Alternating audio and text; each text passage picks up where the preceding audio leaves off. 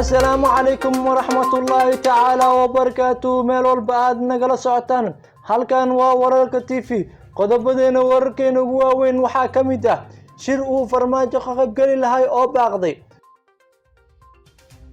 madaxweynaha Jubbaland Axmed Maxamed Madow oo si weyn lagu soo dhaweeyay magaalada Garowe.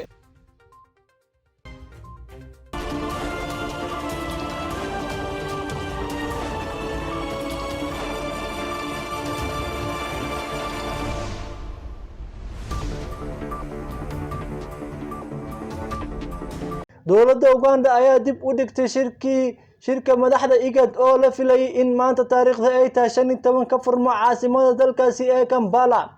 Linda Nabuyasi oo ah agaasimaha warfaafinta madaxweynaha Museveni ayaa u sheegtay wariyaasha in shirka dib loo dhigay muddo 7 ah. shirkaasi oo lagu hadli lahaa xaaladda dalka ka socda dalalka Itoobiya iyo xasaradaha ka jira dalka Suudaan, waxaana lagu casuumay oo ka qayb gali lahay madaxweynaha muddo xileedkiisa dhamaaday ee Maxamed Cabdullaahi Maxamed Farmaajo.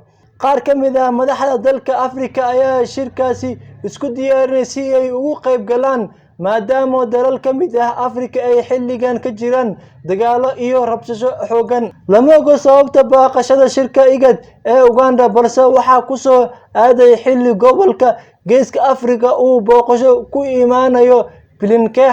xogayaha arrimaha dibadda ee Mareykanka Blinken ayaa booqasho ku tagaya Kenya isagoo Uhuru kala hadli doona colaadda Itoobiya ka socoto.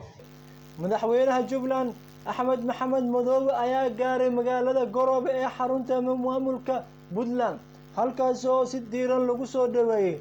madaxweynaha Puntland Siciid Cabdullaahi Dani ayaa garoonka diyaaradaha Garowe ku soo dhaweeyay madaxweynaha Jubbaland Mudane Axmed Maxamed Madow iyo wafdi uu hogaaminayo.